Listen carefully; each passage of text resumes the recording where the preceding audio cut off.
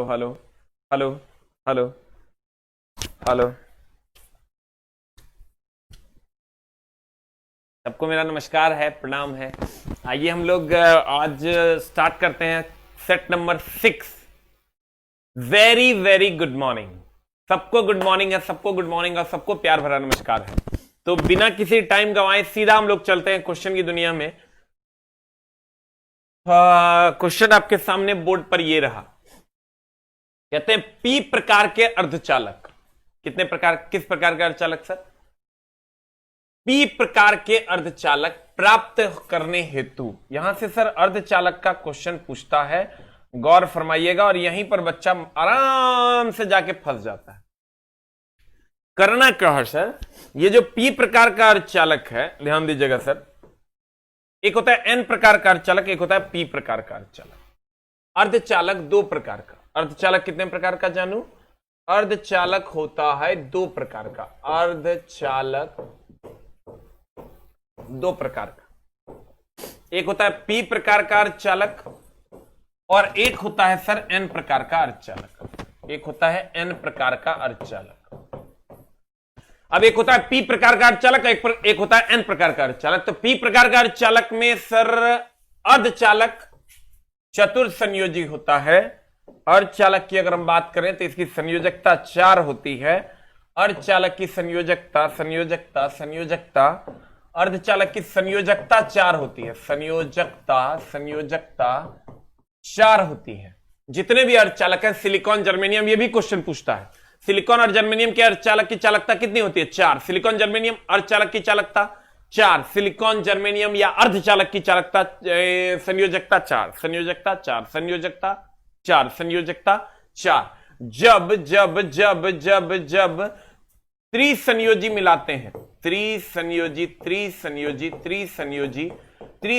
मिलाते तब बनता है पी प्रकार का अर्धचालक। और जब पंच संयोजी मिलाते हैं तब बनता है पंच संयोजी मिलाते तब बनता है सर एन प्रकार का अर्धचालक। त्रिसंयोजी मिलाते हैं तो बनता है पी प्रकार का, पंच संयोजी मिलाते हैं तो एन प्रकार का। अब यहां इसमें होल्स के कारण धारा का प्रवाह होता है। इसमें होल्स के कारण धारा, और इसमें जाओगे तो इसमें इलेक्ट्रॉन के कारण धारा। इस सब क्वेश्चन जितना हम लिख रहे हैं चला बोर्ड पर रिपीटेडली पूछा जाता है, इलेक्ट्रॉन के कारण धारा। और अगर इसमें आओगे तो एक और पॉइंट्स में हम चलते हैं। इसके एग्जांपल्स त्रिसंयोजी के कौन कौन है ये पूछता है। अब त्रिसंयोजी के एग्जांपल अगर पूछा जाता है, बोरॉन, बाल, गंगा, इंडियन, तिलक। और इधर आओगे इसके एग्जांपल पंच संयोजी के जो एग्जांपल हैं, उसमें आ जाते हैं सर, पंच संयोजी के एग्जांपल में आ जाते हैं नाइट्रोजन, फॉस्फोरस, आर्सेनिक, एंटीमनी। जल्दी से लिख लो, जल्दी से लिख लो। क्वेश्चन से जितने हमने लिखे हैं इस पूरे टॉपिक के सबसे इंपॉर्टेंट क्वेश्चंस में से आते हैं। सेमीकंडक्टर में यहीं से क्वेश्चंस रहते हैं। अर्धचालक की संयोजकता 4 है। पी प्रकार का अर्धचालक, एन प्रकार का अर्धचालक। पी प्रकार में त्रिसंयोजी, जब 4 संयोजकता वाले में 3 संयोजी मिलाते हैं तो पी प्रकार का बनता है, और जब पंच संयोजी मिलाते हैं तो एन प्रकार का बनता है। अब यहां आओगे, इसमें होल्स के कारण धारा का प्रवाह होता है, इसमें इलेक्ट्रॉन के कारण धारा का प्रवाह होता है। इसमें त्रिसंयोजी boron, aluminium, gallium, indium, thallium है। और पंच संयोजी में आओगे नाइट्रोजन, फॉस्फोरस, आर्सेनिक, एंटीमनी है। नाइट्रोजन, फॉस्फोरस, आर्सेनिक, एंटीमनी है। जल्दी से इसको लिख लो, नाइट्रोजन, फॉस्फोरस, आर्सेनिक, एंटीमनी है। थोड़ी सी हैंडराइटिंग मेरी खराब होती है, इसलिए सर एकदम आराम से लिख लेना है। दिल के रास्तों में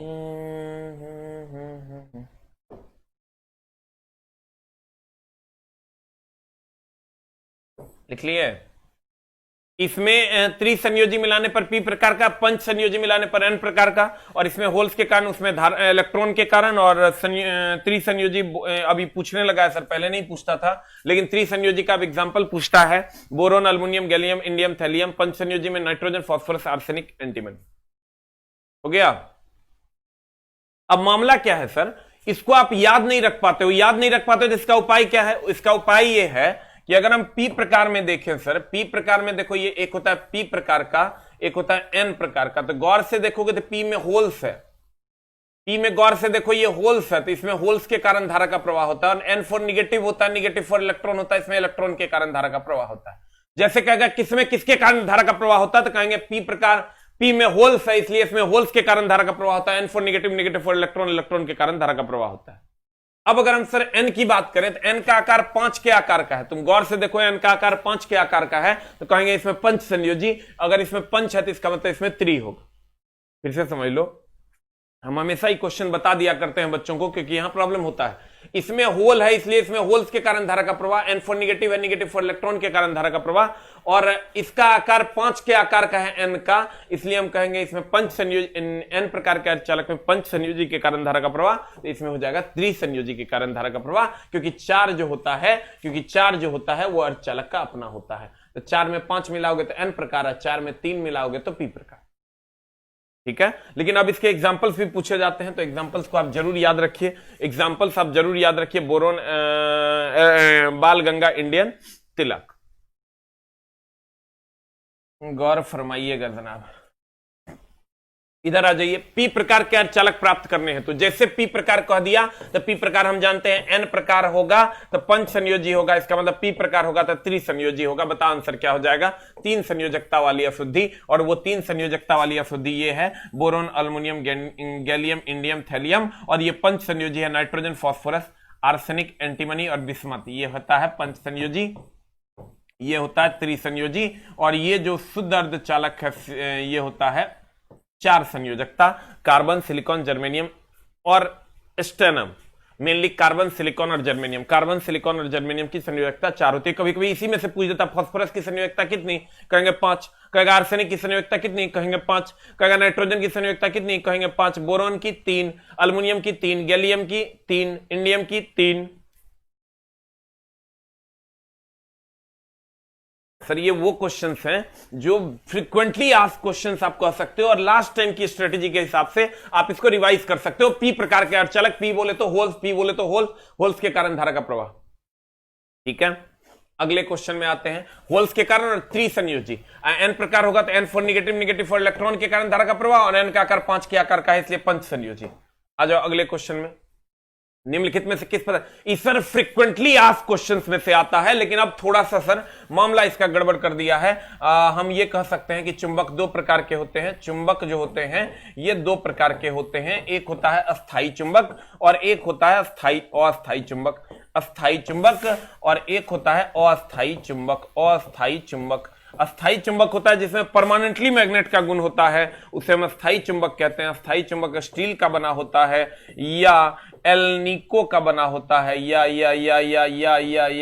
एल्निको का बना होता है, या अब ऑप्शन बदलने लगा है, या एल्कोनेक्स का बना होता है, या एल्कोनेक्स का बना होता है, या एल्कोनेक्स का बना होता है। कहते हैं स्टील का बना होता है, एल्निको का बना होता है, एल्कोनेक्स का बना होता है। अगर हम अस्थाई चुंबक की बात करें तो अस्थाई चुंबक का एग्जांपल होता है सर ये नरम लोहे का बना होता है, ये नरम लोहे का बना होता है, नरम लोहे का बना होता है। और विद्युत चुंबक भी अस्थाई चुंबक में आता है। जो विद्युत धारा देंगे तो चुंबकीय गुण होगा, अब विद्युत धारा नहीं देंगे तो चुंबकीय गुण नहीं होगा। जल्दी से लिख लो।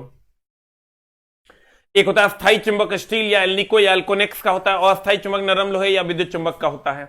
नरम लोहे या विद्युत चुंबक, अस्थाई चुंबक स्टील या एल्निको या एल्कोनेक्स का, और अस्थाई चुंबक नरम लोहा या विद्युत चुंबक, नरम लोहा या विद्युत चुंबक, नरम लोहा या विद्युत चुंबक, नरम लोहा या विद्युत चुंबक।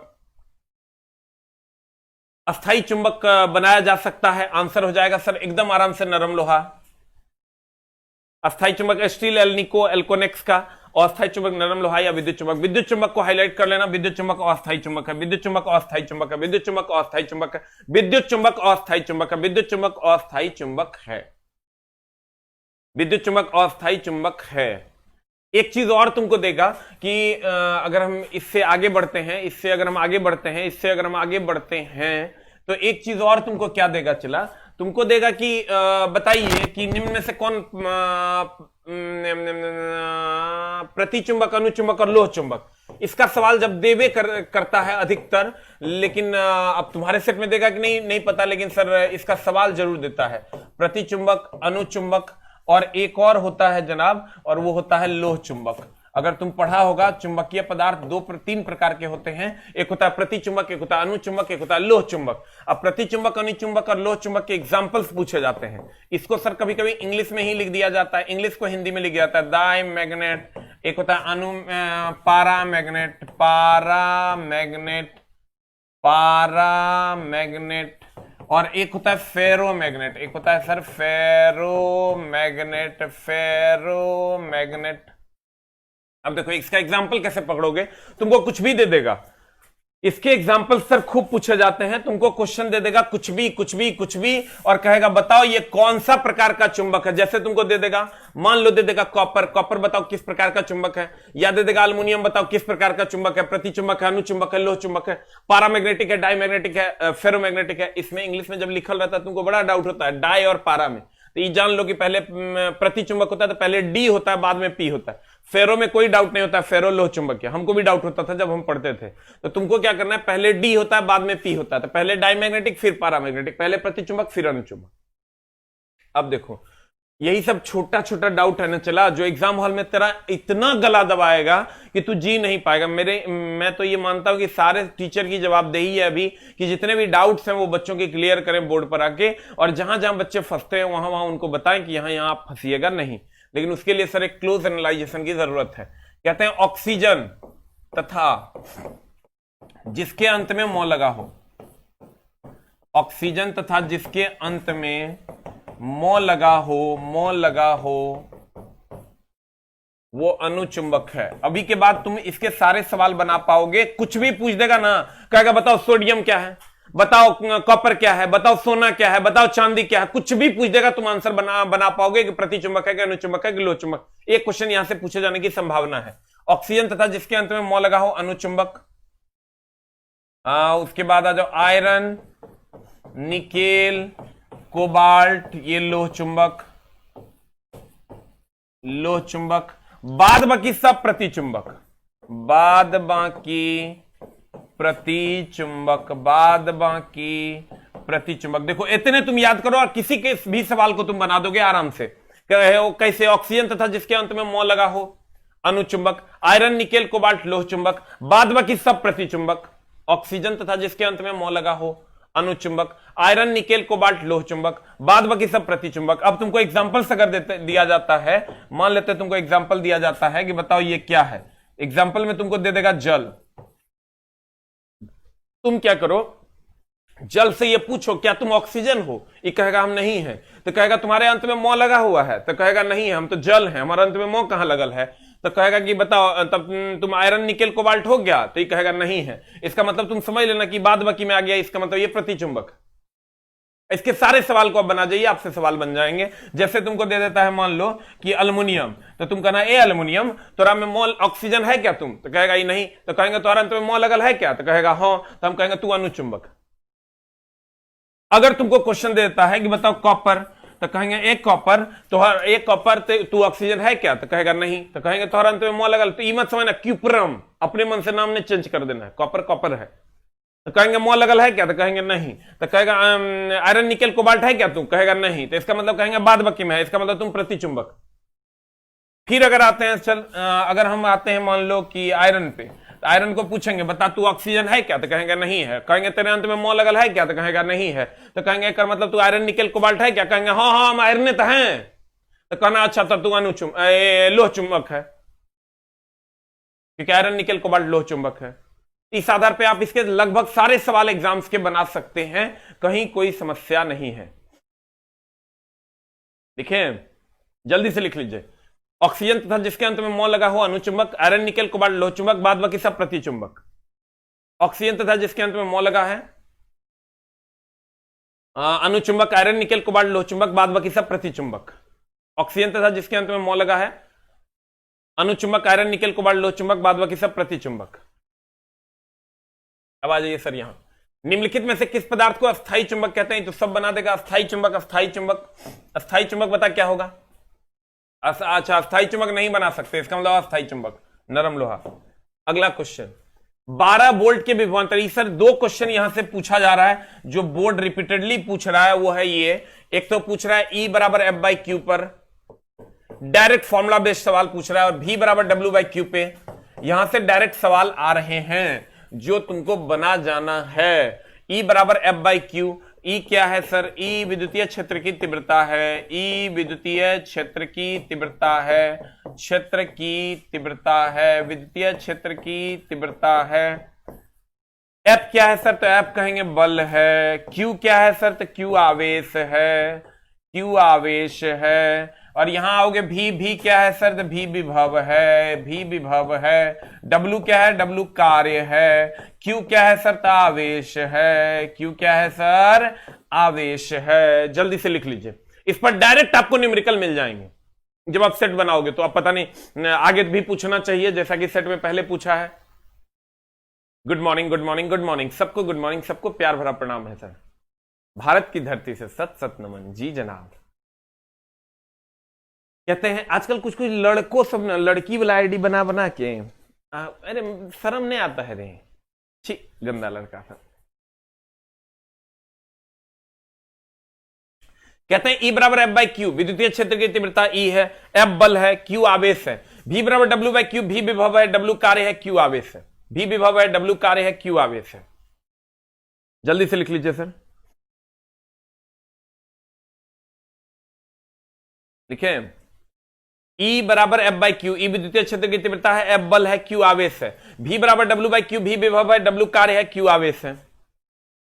हो गया?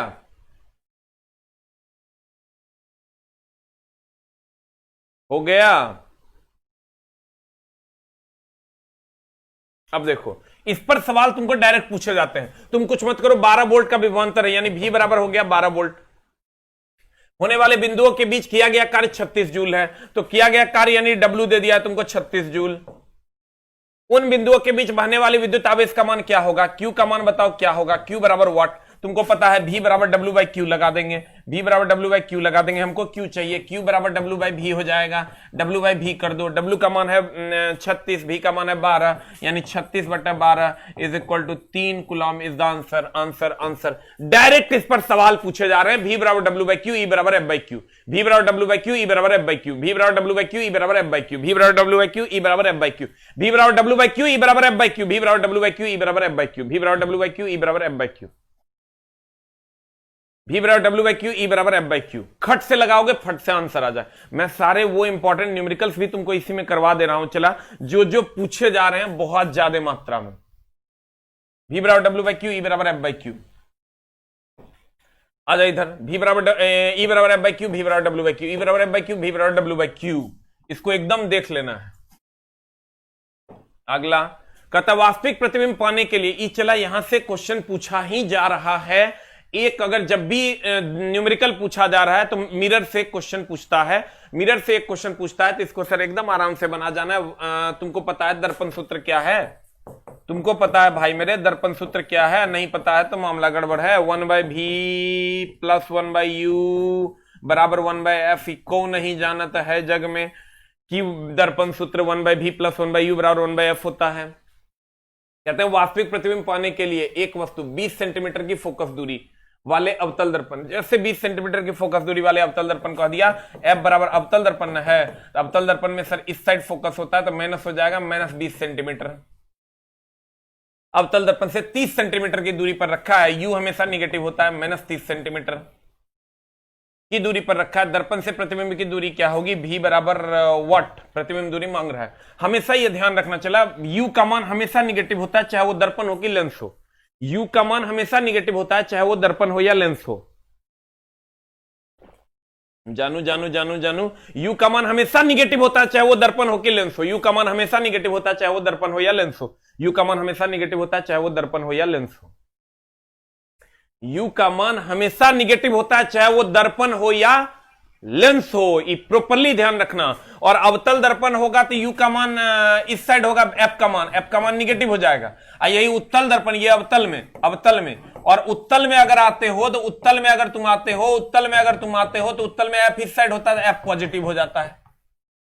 दर्पण में भी और लेंस में भी, दर्पण में भी और लेंस में भी एफ का मान निगेटिव होता है। अवतल दर्पण अवतल लेंस में एफ का मान निगेटिव, उत्तल दर्पण उत्तल लेंस में एफ का मान पॉजिटिव, उत्तल दर्पण उत्तल लेंस एफ का मान पॉजिटिव, उत्तल दर्पण उत्तल लेंस एफ का मान पॉजिटिव, अवतल दर्पण अवतल लेंस एफ का मान निगेटिव। यू हमेशा निगेटिव होता है, इतने जान लो, चिन्ह परिपाटी तौर सवाल बन जाएगा। अवतल दर्पण अवतल लेंस एफ का मान निगेटिव, उत्तल दर्पण उत्तल लेंस एफ का मान पॉजिटिव, यू हमेशा निगेटिव होता है, इतने जान लो, सब क्वेश्चन बन जाएगा। अब just put and get the result, जल्दी से सर पुट कर दीजिए और गेट द रिजल्ट कर लीजिए। 1/v इज इक्वल टू हो जाएगा 1/f माइनस 1/u। अब 1/v इज इक्वल टू हो जाएगा 1/f, f का मान कितना है, तो f का मान है -20, minus of 1/u, minus of 1/u, ये हो जाएगा -30। इसको सॉल्व कर लीजिए, you will get the answer. बताइए आंसर क्या हो जाएगा, आंसर बताइए सर क्या हो जाएगा, आंसर बताओ क्या आ रहा है रे। ए की भी किसी ए अनाधुन टिपटिपा दिया है, मतलब ये ए आएगा, भी बराबर आ जाएगा 60 सेंटीमीटर आंसर। एक सवाल यहां से रहता है, तुमको कुछ नहीं करना, अवतल दर्पण अवतल लेंस एफ का मान निगेटिव, उत्तल दर्पण उत्तल लेंस एफ का मान पॉजिटिव, यू हमेशा निगेटिव होता है, यू हमेशा निगेटिव होता है, यू हमेशा निगेटिव होता है, यू हमेशा निगेटिव होता है। तेरी मोहब्बत में नहीं होता लिख लो, कहे कि तोरा लास्ट टाइम में लिखल नहीं जाएगा, हम तोरा लिखिए देते हैं, रुक। चिन्ह परिपाटी में इतने चीज याद रखना तो हर काम हो जाएगा। हो गया।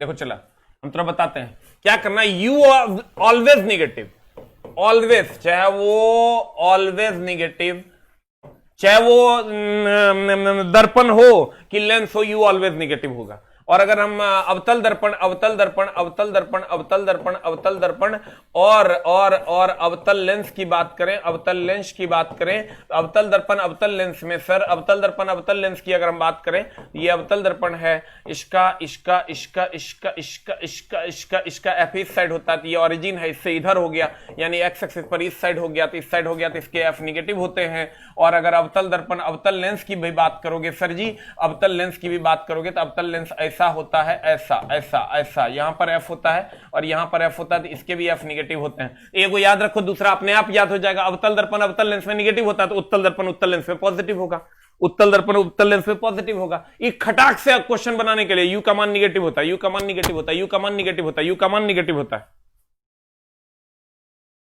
सर भी हमेशा 99% केसेस में भी का मान निकालने कहता है, 99% केसेस में जो ओरिजिनल क्वेश्चंस हैं वहां भी का मान निकालने का था, खट से निकाल दीजिएगा, जो आएगा वही आंसर हो जाएगा। हो गया। ये शादी शादी कौन लिख रहा है, फिकर बिया हो गया। सर जी मेरा भी नाम लीजिए, सोनू कुमार, मोनू कुमार, अस्मिता कुमारी, सुमित कुमार, अमित कुमार, चौधरी कुमार, अमर कुमार, पियांशु कुमार, जिक्सु कुमार, ढीसु कुमार। हो गया। यू का मान ऑलवेज निगेटिव होगा, अवतल दर्पण अवतल लेंस एफ का मान निगेटिव, एफ का मान निगेटिव। हो गया। वास्तविक प्रतिबिंब के लिए 20 सेंटीमीटर, ई तो बन गया, चला आंसर हो गया 60 सेंटीमीटर। अगले क्वेश्चन में चलते हैं। कहता प्रकाश एक अनुप्रस्थ तरंग है, यह घटना साबित करती हुई एकमात्र घटना कौन सी है, बता क्या हो जाएगा आंसर। सर देखिए, ये घटना साबित करती हुई जो घटना है, इससे क्वेश्चंस खूब पूछा जाता है, दैट इज, इसको हम कहते हैं ध्रुवीकरण। इसको गुरुजी कहते हैं, आप लोग भी कहते हैं ध्रुवीकरण। इसका इंग्लिश होता है पोलराइजेशन, पोलराइजेशन, पोलराइजेशन। ध्रुवीकरण का इंग्लिश होता है सर पोलराइजेशन। ये क्या है सर, ये कहते हैं ध्वनि को किसी तरंग को निश्चित दिशा में भेज देना ध्रुवीकरण कहलाता है। अगर आप कहिएगा सर इसका इंग्लिश को हम हटा देते हैं यहां से और यहीं पर लिख देते हैं कि तरंग को निश्चित दिशा में भेज देना, तरंग को निश्चित दिशा में भेजना, निश्चित निश्चित निश्चित निश्चित निश्चित, तरंग को निश्चित, एकदम आराम से समझना, निश्चित दिशा में भेजना, निश्चित दिशा में भेजना, निश्चित दिशा में भेजना। यहां से क्वेश्चंस रहते हैं, तो कहते हैं तरंग को निश्चित दिशा में भेजना ध्रुवीकरण कहलाता है। तरंग को निश्चित दिशा में भेज देना ध्रुवीकरण, तरंग को निश्चित दिशा में भेज देना ध्रुवीकरण कहलाता है। तो आप गौर से देखिएगा सर, अगर हम यहां आते हैं तो ध्वनि तरंग को निश्चित दिशा में नहीं भेज सकते, यानी ध्वनि तरंग अनुदैर्ध्य तरंग है लगभग हवा में, तो अनुदैर्ध्य तरंग के साथ ध्रुवण की घटना नहीं होती। क्यों नहीं होती? आप उसको निश्चित दिशा में स्पीकर लगा के आप कहोगे खाली अलाउद्दीन के घर तरफ जाना और जलालुद्दीन की तरफ नहीं जाना, ये संभव नहीं है। अलाउद्दीन की तरफ भी जाएगा, जलालुद्दीन की तरफ भी जाएगा। क्यों? क्योंकि इसको निश्चित दिशा में नहीं मोड़ा जा सकता। तो कहते हैं ध्व से ध्वनि, ध्व से ध्रुवण की घटना नहीं होती, ध्रुवण की घटना नहीं होती, ध्रुवण की घटना नहीं होती, नहीं होती। और सर इधर जब आते हैं तो ये प्रकाश तरंग है, प्रकाश तरंग या इसी को हम अनुप्रस्थ तरंग भी कह सकते हैं। प्रकाश तरंग या अनुप्रस्थ तरंग के साथ ध्रुवण की घटना होती है, ध्रुवण की घटना होती है, ध्रुवण की घटना होती है, ध्रुवण की घटना, ध्रुवण की घटना होती है, ध्रुवण की घटना होती है। जल्दी से लिख लो। कहते हैं ध्वनि तरंग अनुदैर्ध्य तरंग, ध्रुवण की घटना नहीं होती, नहीं होता। प्रकाश तरंग अनुप्रस्थ तरंग, जिधर मारोगे टॉर्च उधर ही जाएगा, दूसरे तरफ नहीं जाएगा। अगर जिधर चाहेंगे मोड़ने के लिए तरंग को निश्चित दिशा में, जिधर चाहेंगे प्रकाश को मोड़ने के लिए उधर मोड़ा जा सकता है। आप टॉर्च लेके इसका एक्सपेरिमेंट कर सकते हो, जिधर चाहोगे उधर मुड़ जाएगा। तो कहते हैं प्रकाश अनुप्रस्थ तरंग ध्रुवण की घटना होती है, प्रकाश अनुप्रस्थ तरंग ध्रुवण की घटना होती है, ध्वनि अनुदैर्ध्य तरंग ध्रुवण की घटना नहीं होती। तो हमको ही बताइए हमारे और जानवर में क्या डिफरेंस है? हमारे पास बुद्धि है, उसके पास बुद्धि नहीं है। तो सर इसका मतलब बुद्धि के आधार पर ही सर हम दोनों में अंतर किया जा सकता है। तो सर सभी घटनाएं दोनों में कॉमन है, परावर्तन, अपवर्तन, व्यतिकरण, विवर्तन सब दोनों में कॉमन है, ध्वनि और प्रकाश दोनों में। लेकिन यह घटना ध्वनि में नहीं होती, प्रकाश में होती है। तो कहते हैं भैया बुद्धि के आधार पर ही दोनों में अंतर किया जाता है कि हम आदमी है और वो जानवर है। कहने का मतलब यह हुआ कि ध्रुवण की घटना के द्वारा दोनों में अंतर किया जाता है, ध्वनि और प्रकाश में, ध्वनि और प्रकाश में। तो कहते हैं भैया ध्रुवण की घटना के द्वारा ही प्रकाश को जज किया जा सकता है कि ये प्रकाश है और ये ध्वनि है, क्योंकि एक में होता है, नहीं होता है, और एक में होता है। जल्दी से लिख लीजिए। हो राजा लिखा हो गया, हो गया। ध्रुवीकरण, तरंग निश्चित दिशा में भेजना, ध्वनि अनुदैर्ध्य तरंग है, प्रकाश अनुप्रस्थ तरंग है। आ जाइए सर इधर। कहते हैं प्रकाश एक अनुप्रस्थ तरंग है, साबित करती हुई एकमात्र घटना है। अनुप्रस्थ तरंग है, यह साबित करती हुई एकमात्र घटना है, वो है ध्रुवीकरण। हस्तक्षेप कोई घटना नहीं है, प्रकाश का फैलना कोई घटना नहीं है, विसरण कोई घटना नहीं है। द नेक्स्ट वन इज, कहते हैं निम्नलिखित में से किस विद्युत चुंबकीय तरंग का तरंगदैर्ध्य सबसे कम होता है? चला रे, ये तुमको इतने पूछेगा, या तो विद्युत चुंबकीय तरंग पूछेगा या नहीं तो तुमको बय आनी पिनाला पूछेगा, दो में से एक पूछेगा। या तो गाय पौधरी और सूर्यदीप पूछेगा, ये विद्युत चुंबकीय तरंग है, गामा एक्स पराबैंगनी दृश्य अवरक सूक्ष्म रेडियो दीर्घ। या नहीं तो बय आनी पिनाला पूछेगा, बैगनी, आसमानी, नीला, हरा, पीला, नारंगी और लाल। तो तुम गौर से जब देखोगे इधर से इधर जाने पर, ये इधर से इधर तुम एरो लेके जा सकते हो, इधर से इधर जाने पर तरंगदैर्ध्य का मान बढ़ता है, तरंगदैर्ध्य बढ़ता, तरंगदैर्ध्य बढ़ता, तरंगदैर्ध्य बढ़ता। अब बाद बाकी कुछ भी कहेगा ना, बाद बाकी आवृत्ति ऊर्जा कुछ भी कहेगा ना, बाद बाकी कुछ भी कहेगा, आवृत्ति या ऊर्जा, आवृत्ति या ऊर्जा, ऊर्जा ऊर्जा, तो कहेंगे घटता। इसको जल्दी से लिख लो। इतना में तुम्हारा 40 से 50 क्वेश्चन तो और बन जाएगा। हम थोड़ा सिखा देते हैं कैसे। कहते हैं गाय पौधरी और शूरेदी, इसको याद रखना, गाय पौधरी और शूरेदी, गामा एक्स पराबैंगनी दृश्य अवरक सूक्ष्म रेडियो दीर्घ। इधर आओगे बय आ नहीं पिनाला, बय आ नहीं पिनाला, बय आ नहीं पिनाला, बय आ नहीं पिनाला, बय आ नहीं पिनाला, गा ए पौधरी और शूरेदी, गा ए पौधरी और शूरेदी, बय आ नहीं पिनाला, बय आ नहीं पिनाला, बय आ नहीं पिनाला। जल्दी से लिख लो। लिखे, तरंगदैर्ध्य बढ़ता बाद बाकी घटता, तरंगदैर्ध्य बढ़ता बाद बाकी घटता, तरंगदैर्ध्य बढ़ता बाद बाकी घटता। हो गया?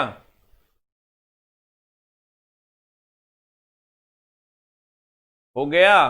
तो देखो निम्नलिखित में से किस विद्युत चुंबकीय तरंग की का तरंगदैर्ध्य सबसे कम होता है? तो सर गौर से देखिएगा, इधर से इधर जाने पर तरंगदैर्ध्य बढ़ता है, इसका मतलब इधर वाले का सबसे कम होगा। इधर से इधर जाने पर तरंगदैर्ध्य बढ़ता है, इसका मतलब ये 2 होगा, तो ये 3 होगा, ये 4 होगा, ये 5 होगा, ये 6 होगा, तब ना सर बढ़ेगा। इसका मतलब इधर वाले का सबसे कम होगा। देखो गामा है क्या ऑप्शन में? है, ये है, आंसर मार दो डी। गामा नहीं रहता था एक्स मारते, एक्स नहीं रहता तो पराबैंगनी मारते, पराबैंगनी रहता दृश्य मारते। जो ऑप्शन में रहेगा वो आंसर मार देंगे। अगर गामा है तो यहां गामा मार देंगे, क्योंकि इधर से इधर जाने पर तरंगदैर्घ्य बढ़ता है, इधर वाले का सबसे ज्यादा होगा, इधर वाले का सबसे कम होगा।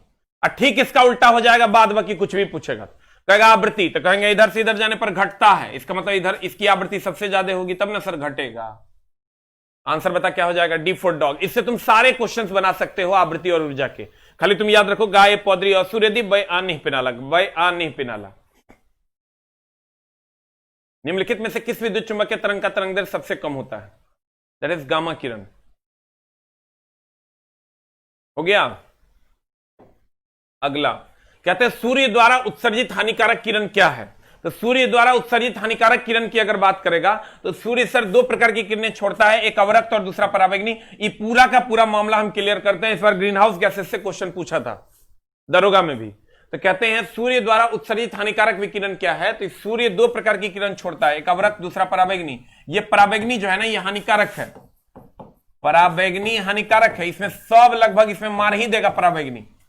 और ये जो है पराबैंगनी किरण को कौन रोकता है? ओजोन परत, ये तुम भी जानता है। और ये जो अवरक्त किरण है ये पृथ्वी तक पहुंचती है, जिसके कारण पृथ्वी पर गर्मी पहुंच पाता है, तो ये हमारे लिए लाभदायक किरण है, लाभदायक किरण है, लाभदायक किरण है, लाभदायक किरण है। कौन? अवरक्त किरण हमारे लिए लाभदायक किरण है, अवरक्त किरण हमारे लिए लाभदायक किरण है। लेकिन सर ये ग्रीन हाउस गैसेस के बारे में पूछा जाता है कि ग्रीन हाउस गैसेस कौन कौन है, तो इसमें सर तुमको CO2 हो गया ग्रीन हाउस गैस, CH4 हो गया तुम्हारा ग्रीन हाउस गैस, NO2 हो गया ग्रीन हाउस गैस, ये मेनली वाटर वेपर जलवाष्प हो गया तुम्हारा ग्रीन हाउस गैस, जिसमें सबसे ज्यादा CO2 होता है, जिसमें सबसे ज्यादा CO2 होता है, जिसमें सबसे ज्यादा CO2 होता है, जो ग्रीन हाउस गैस का लिस्ट एकदम पूछबे करता है अधिकतर एग्जाम में। CO2 CH4 NO2 जलवाष्प, CO2 CH4 NO2 जलवाष्प। तुमको कह देगा निम्न में से कौन सा ग्रीन हाउस गैस नहीं है। हो गया। आंसर बता क्या हो जाएगा? सूर्य द्वारा उत्सर्जित हानिकारक विकिरण है, हानिकारक विकिरण में पराबैंगनी किरण हो जाएगा। गामा किरण की अगर बात करें इसका तरंगदैर्घ्य सबसे कम होता है, तरंगदैर्घ्य सबसे कम होता है, तरंगदैर्घ्य सबसे कम, लेमडा सबसे कम पूछता है, लेमडा सबसे कम, लेकिन भेदन क्षमता सबसे अधिक, सबसे कम। अब बाद में कुछ भी पूछेगा सबसे अधिक। अवरक्त किरण के द्वारा गर्मी पृथ्वी तक पहुंच पाती है, कुहासे में फोटोग्राफी के लिए इसका उपयोग करते हैं। जो पूछेगा वही मेरे मुंह से निकल रहा है, खाली तुम सुन लो, कोशिश करोगे तो बहुत सारा क्वेश्चन बन जाएगा। अल्फा एकमात्र रेडियो सक्रिय किरण है, अल्फा पॉजिटिव, अल्फा पर पॉजिटिव चार्ज होता है और इसका द्रव्यमान हाइड्रोजन हीलियम के द्रव्यमान के बराबर होता है। बीटा पर निगेटिव चार्ज होता है, उसका द्रव्यमान हाइड्रोजन के द्रव्यमान के लगभग बराबर होता है। दोनों क्वेश्चन पूछा है, PDF ऑलरेडी डाल दिया गया है। तो सर ये जो किरण है गामा, गामा के बारे में क्वेश्चन पूछेगा, सबसे कम तरंगदैर्घ्य होता है, सबसे अधिक सब कुछ होता है, बाद बाकी आवृत्ति ऊर्जा भेदन क्षमता सब कुछ सबसे अधिक होता है। उसके बाद एक्स की बात सब जानता है, रोंटगन ने खोज किया था, टूटी हड्डियों की जांच में, रवाओं की जांच में इसका उपयोग होता है। टंगस्टन की धातु से जब उच्च तीव्रता वाले विद्युत धारा को प्रवाहित किया जाता है तब एक्स किरण निकलता है। पराबैंगनी के बारे में अभी तुरंत तुम जाने हो, पराबैंगनी सबसे ज्यादा चमड़े का कैंसर फैलाता है, ओजोन परत द्वारा अवशोषित कर लिया जाता है या लौटा दिया जाता है, हानिकारक किरण है।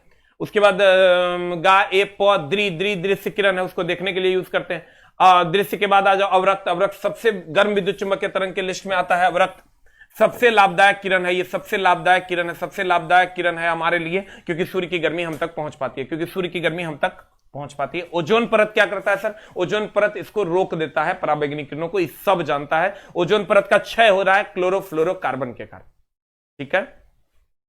अब आ जाइए सर इधर क्वेश्चन नंबर नेक्स्ट पे, डैश में विसरण अध्यतिकी। आजकल इस क्वेश्चन का ट्रेंड बहुत बढ़ा हुआ है।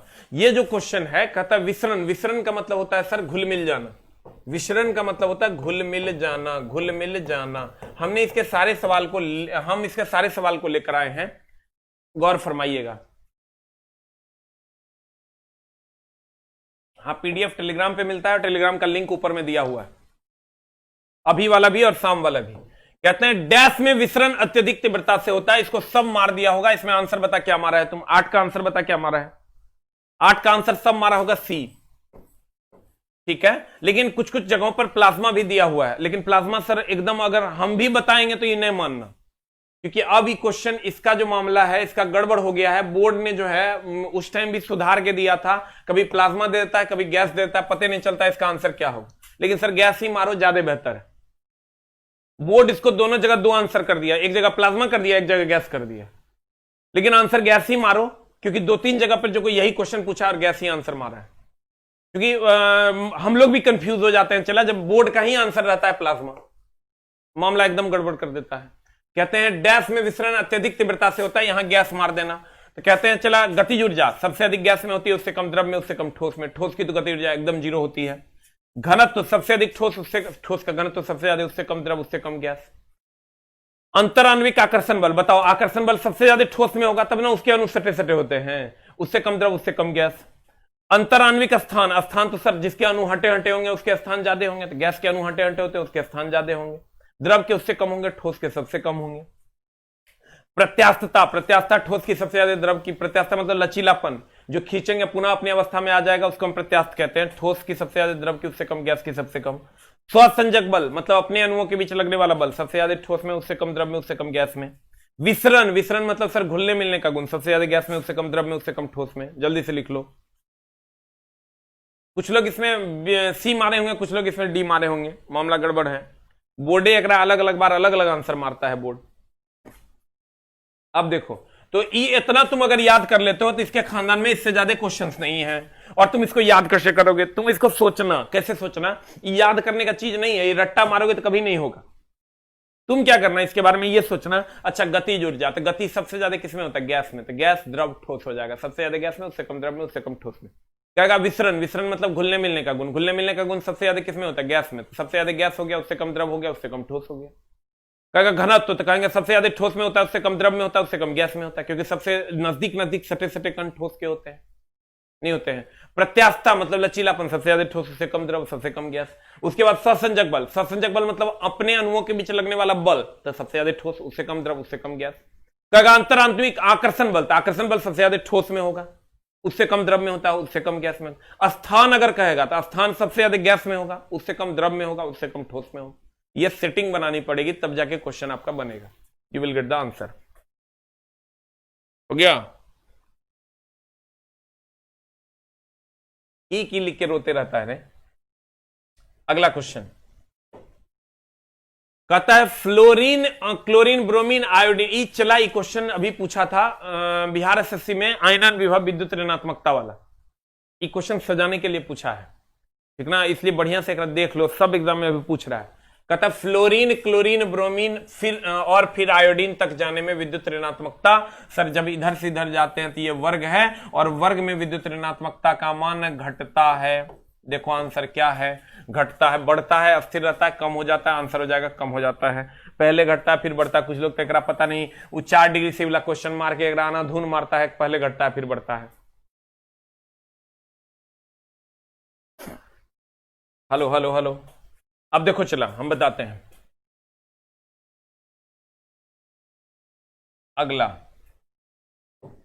ये जो है ना तुमको देगा विद्युत ऋणात्मकता, विद्युत। हम इस बार एक बार और रिवीजन कर देते हैं, तुम्हारा इसमें लगभग 7-8 क्वेश्चन होता है, तो हम गुरुजी का परम दायित्व है तो एक बार रिवीजन कर देना। विद्युत ऋणात्मकता, आयनन विभव, इलेक्ट्रॉन बंधुता, इलेक्ट्रॉन, एकदम शॉर्ट रिवीजन कर देते हैं चला, एकदम तो कभी क्वेश्चन में दिक्कत नहीं होगा। इलेक्ट्रॉन बंधुता, विद्युत धनात्मकता भी एकरे में लपेट लो, विद्युत धनात्मकता। इस सब की अगर आप बात करोगे, इस सब की अगर आप बात करोगे, इस सब की अगर आप बात करोगे तो आवर्त में लेफ्ट टू राइट जाने पर, आवर्त समझ रहा होगा, अब नहीं समझ रहा था, अब थोड़ा अंतिम घड़ी आ गया, अब अगला बार के वैकेंसी के काम करना होगा। आवर्त में लेफ्ट टू राइट जाएंगे, और वर्ग में जाएंगे तो टॉप टू बॉटम जाएंगे, वर्ग में जाएंगे top to bottom, top to bottom मतलब ऊपर से नीचे। तो आवर्त का स्पेलिंग बड़ा है इसलिए इसमें बढ़ता है, और वर्ग का स्पेलिंग छोटा है इसलिए इसमें घटता है। इसमें भी सर आवर्त का स्पेलिंग बढ़ता है इसलिए बढ़ता, वर्ग का स्पेलिंग छोटा है इसलिए घटता। इस क्वेश्चन से एकदम मत डरना, आवर्त का स्पेलिंग बड़ा है इसलिए बढ़ता, वर्ग का स्पेलिंग छोटा है इसलिए घटता, आवर्त का स्पेलिंग बड़ा है इसलिए बढ़ता, वर्ग का स्पेलिंग छोटा है इसलिए घटता। देखो विद्युत ऋणात्मकता, आवर्त का और वर्ग का अगर हम बात करें, आवर्त का स्पेलिंग बड़ा है इसलिए बढ़ता, वर्ग का स्पेलिंग छोटा है इसलिए घटता। एक लाइन का बात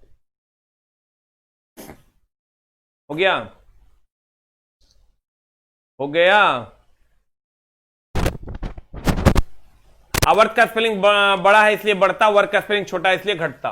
आयनन विभव, आवर्त का स्पेलिंग बड़ा है इसलिए बढ़ता, वर्ग का स्पेलिंग छोटा है इसलिए घटता। इलेक्ट्रॉन बंधुता, आवर्त का स्पेलिंग बड़ा ना है, वर्ग का स्पेलिंग छोटा है, तो ये सब बढ़ता बढ़ता घटता घटता, एकदम रिवीजन कर लो। और लास्ट में वो उल्टा होता है, वो लिख लो परमाणु त्रिज्या, परमाणु त्रिज्या, परमाणु त्रिज्या, परमाणु त्रिज्या, परमाणु त्रिज्या, आयतन, आकार, जो कह दो, उल्टा होता है। ये बढ़ता है, ये सब, ये घटता, ये बढ़ता है, ये सब, ये घटता है, ये बढ़ता। जल्दी से जान हमर जाने मन हमर, जल्दी से लिख लें, इंग्लिश में भी ट्रांसलेट कर दीजिए। हाँ, इंग्लिश तनी गुरुजी के मामला गड़बड़ एकदम नहीं है। Electronegativity, ionisation potential, electron affinity, electropositivity, atomic radius, volume and size. जल्दी से लिख। आवर्त के पीरियड होता है, वर्ग के ग्रुप होता है। मेरा भी नाम लीजिए, अमरदीप वर्मा, ले नाम ले लिए तू, तो अब स्वर्ग मिलेगा तेरा ना रे। सर दीदी को, दादी को, अच्छा दादी का भोज खाने जाएगा, चलो दादी के भोज में इतना आदमी जाएगा, मां कसम जुल्मे हो जाएगा। यूट्यूब से इतना कमाई होता है ना, तोरा खिलाएंगे रे, सब खा जाएगा, हम लोग खा जाएगा तुम लोग। अरे दानव हो गया। देखो इस सब जो है ना जकरा में उल्टा पुल्टा तुम देख रहा है ना, इस सब आवर्त का स्पेलिंग बड़ा इसलिए बढ़ता, वर्ग का स्पेलिंग छोटा इसलिए घटता। और परमाणु त्रिज्या, आयतन, आकार जो है ये आवर्त का में घटता और वर्ग में बढ़ता। जल्दी से लिख लो। कुछ कुछ उठते उठते उठता है ना रे।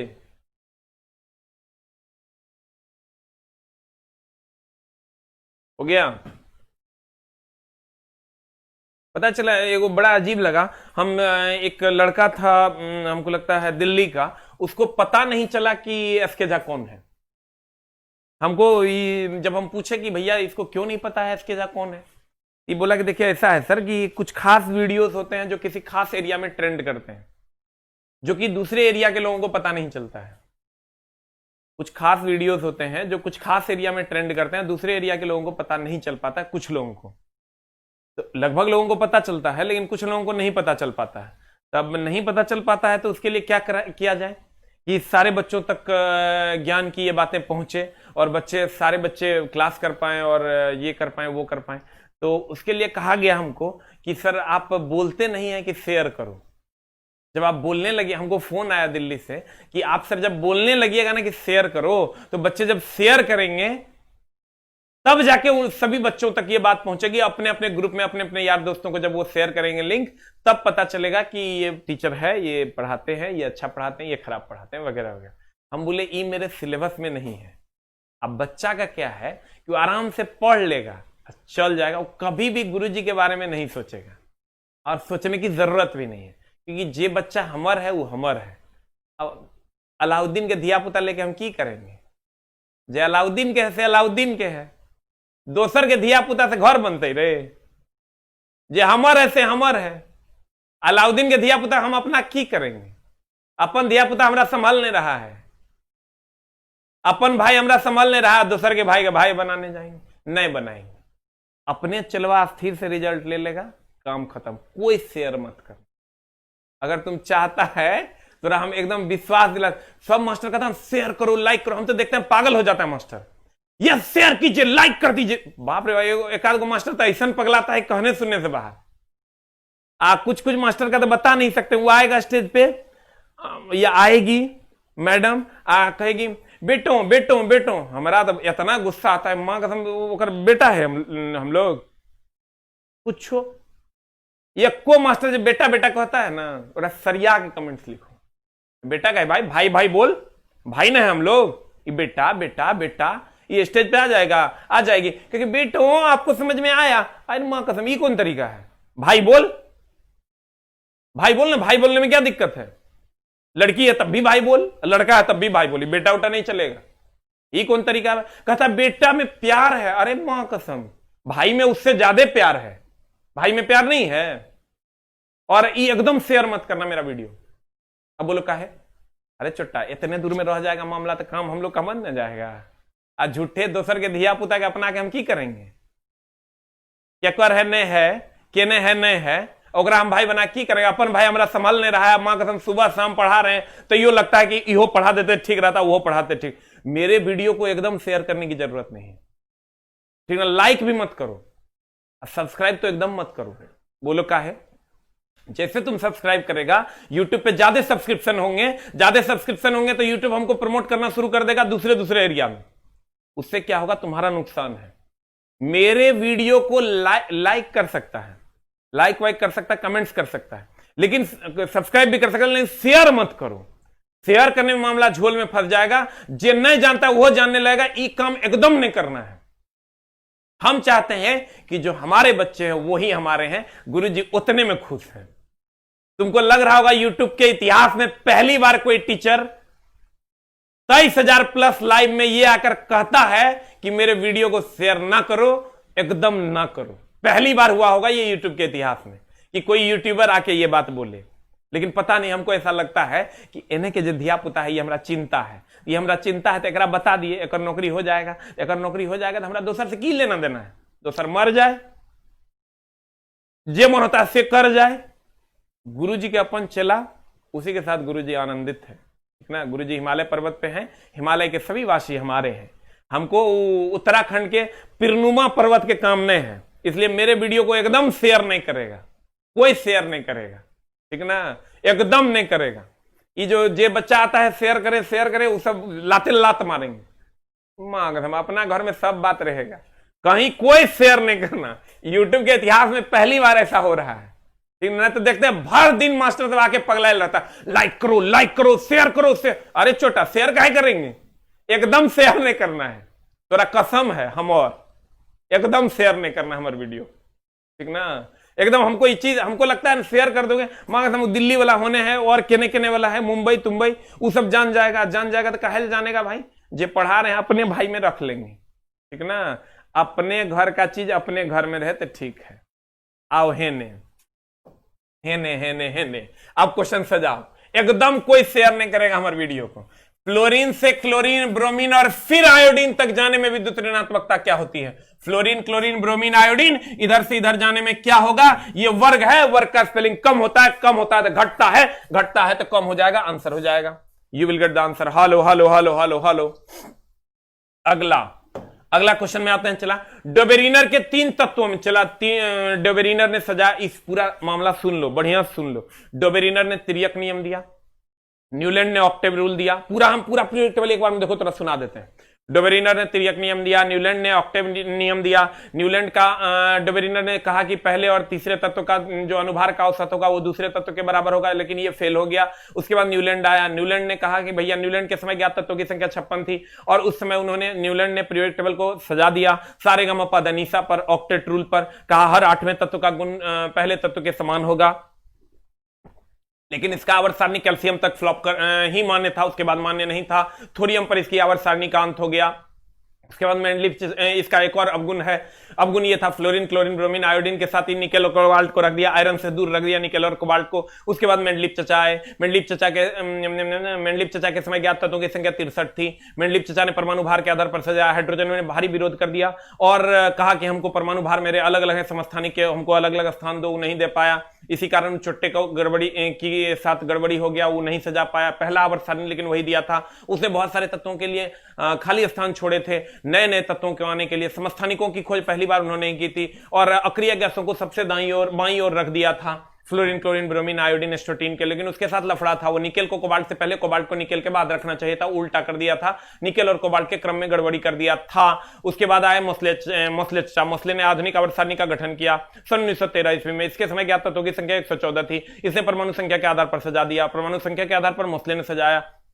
सभी तत्व परमाणु संख्या के आधार पर सजे और इसकी कोई असुविधा के लिए इसमें कोई खेद नहीं था, इसलिए आधुनिक आवर्त सारणी को अभी तक माना जा रहा है। अब यहां से क्वेश्चन तुमको पूछेंगे, डोबेरिनर ने तत्वों को क्या किया था? एगो दिया ट्राइड, एगो दिया थ्राइस, एगो दिया ट्रिटियम, एगो दिया टेट्राइड।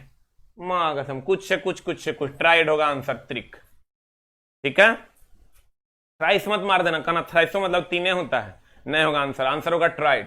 अगला क्वेश्चन तुम्हारे स्क्रीन पर यह रहा। उत्कृष्ट गैसों का आयनन विभव। मैं चला हम तरह की बोले, आयनन विभव होगा, आयतन विभव नहीं। उत्कृष्ट गैसों का आयनन विभव। उत्कृष्ट गैसों का, उत्कृष्ट गैस बोले तो नोबेल गैस, नोबेल गैस बोले तो अक्रिय गैस, अक्रिय गैस बोले तो इनर्ट गैस, इनर्ट गैस बोले तो fluorine, helium, neon, argon, krypton, xenon and radon. मैन यही न होता है इन रास्तों पे। कहता है उत्कृष्ट गैस का आयनन विभव एक अवधि में अधिकतम होता है, एक अवधि में न्यूनतम होता है, एक अवधि में अधिकतम या न्यूनतम होता है, एक अवधि से कोई नहीं होता है। बता आंसर की हो जाएगा। What is the answer? What is the answer? Answer बता, आंसर बता, आंसर बता, आंसर बता, आंसर बता, आंसर बता। हम बोले थे आवर्त का स्पेलिंग बड़ा है उसमें अधिक होता है, वर्ग का स्पेलिंग छोटा है उसमें कम होता है, अवधि मतलब पीरियड अधिक होता है। Answer answer answer answer answer answer answer. You will get the answer. कुछ बच्चे सुतले रह जाते हैं, भगवान उनकी आत्मा को शांति दे, परमानेंट शांति देगा, जिंदगी भर अशांत रहेगा। इसलिए प्यारे बच्चों टाइम से उठिए और हमको थेसिस देना बंद कर दीजिए कि सर धीरे पढ़ाइए कि फास्ट पढ़ाइए। हमारा गुरु जी कितने पता है? तो हर गुरु हम कि हमारे गुरु तू। अरे दानव कहते हैं सोडियम कार्बोनेट जो कि एक क्षार है, बहुत अच्छी बात है। सोडियम कार्बोनेट जो कि एक क्षार है का उपयोग निम्न में से क्या करने के लिए किया जाता है? ये स्टेटमेंट टाइप क्वेश्चन सर पूछे जाते हैं, इसलिए आंसर बता इसका क्या होगा। कहता है बोरेक्स जैसे सोडियम यौगिक का निर्माण करता है। सही बात है, Na2B4O7 बोरेक्स का फॉर्मूला होता है, तो उसमें सोडियम होता है। जल की स्थायी कठोरता दूर करने के लिए एकदम सोडियम कार्बोनेट का उपयोग करते हैं।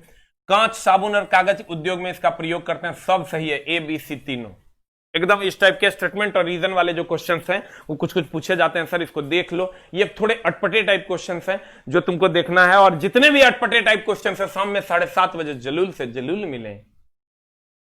लेकिन सर आज नहीं, आज के बाद क्वेश्चन अभी हम बीच में बोल देते हैं ना तो मामला गड़बड़ हो जाएगा। आज के बाद की जो कक्षा है, चूंकि मेरी दादी का देहांत हो चुका है और आज नखवाल है, आज गुरुजी बाल कटाएंगे, अभी तक घर नहीं पहुंचे हैं, मामला एकदम संगीन है। और दादी मेरी हमको बहुत मानती थी, मतलब बता नहीं सकते हैं कितना मानती थी। 111 साल की उम्र में उनका डेथ हुआ है और हमको हर हाल में 2 दिन के लिए जाना ही पड़ेगा। दूसरा कोई उपाय नहीं है। तो सर सोम मंगल कार्यक्रम है, बुध को हम आएंगे और गुरुवार से आपकी कक्षा ले पाएंगे। तो आपकी कक्षा आज के बाद मेरी जितनी भी कक्षाएं हैं वो सभी कक्षाएं गुरुवार से होगी, बाद बाकी सभी कक्षाएं अपने नियमित समय पर शेड्यूल्ड है।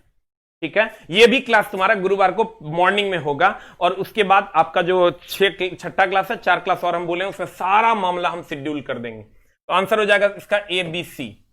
कहता है निम्नलिखित में से कौन सा विकल्प सर्वाधिक विद्युत धनी तत्व के इलेक्ट्रॉनिक विन्यास का प्रतिनिधित्व करता है? एकरा में झोल है, ये क्वेश्चन एकदम झोलिया है। सर्वाधिक विद्युत धनी, विद्युत धनी मतलब समझ लो इलेक्ट्रोपॉजिटिव की बात कर रहा है।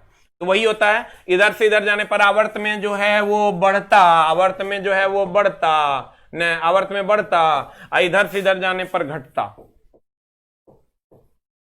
वर्ग में घटता। तो कहता है निम्नलिखित में से कौन सा विकल्प सर्वाधिक विद्युत धनी तत्व के इलेक्ट्रॉनिक विन्यास का प्रतिनिधित्व करता? बता आंसर क्या हो जाएगा। What is the answer for 13 का आंसर बता क्या हो जाएगा। कहते हैं सर्वाधिक विद्युत धनी तत्व का इलेक्ट्रॉनिक विन्यास। सर सर्वाधिक विद्युत धनी तत्व की अगर बात करोगे तो इलेक्ट्रॉनिक विन्यास उसका क्या है, गौर से देखो। ये हीलियम 2s1 है, तो यानी हीलियम का होता है 2 और उसके बाद 2 1 3 हो गया। हीलियम का होता है 2 और 2 1 3 हो गया, तो 2 1 3 हो गया, 2 1 2 3 ये हो गया लिथियम, ये हो गया चला A नंबर ऑप्शन तो है। उसके बाद है हीलियम 2s2, तो हीलियम होता है 2 और 2 4, तो ये हो गया तुम्हारा 4 4 4 हो गया बेरिलियम। उसके बाद आता है चला जेनॉन 2s2, जेनॉन 2s2, तो जेनॉन होता है तुम्हारा 54 और 54 और 2 हो गया 56 और 54 2 56, 54 2 56 हो गया बेरिलियम, ये हो गया तुम्हारा B नंबर ऑप्शन और E हो गया तुम्हारा C नंबर ऑप्शन। और जेनॉन 6s1, जेनॉन होता है 54 और 54 एक हो गया 55, तो E हो गया चला D फॉर डॉग। अब तोरा बता आंसर की होगा। What is the answer? D तो मार रहा है लेकिन बुझा रहा है काय होगा डी। कहता है निम्नलिखित में से कौन सा विकल्प सर्वाधिक विद्युत धनी तत्व के इलेक्ट्रॉनिक विन्यास का प्रतिनिधित्व करता है? हमको यह पता है कि सबसे ज्यादा जब इधर से इधर जाते हैं तो बढ़ता है। अगर ये मान लो 10 होगा तो ये 11 होगा, इधर से इधर जाने पर घटता है, तो ये 9 8 7 6 हो जाएगा।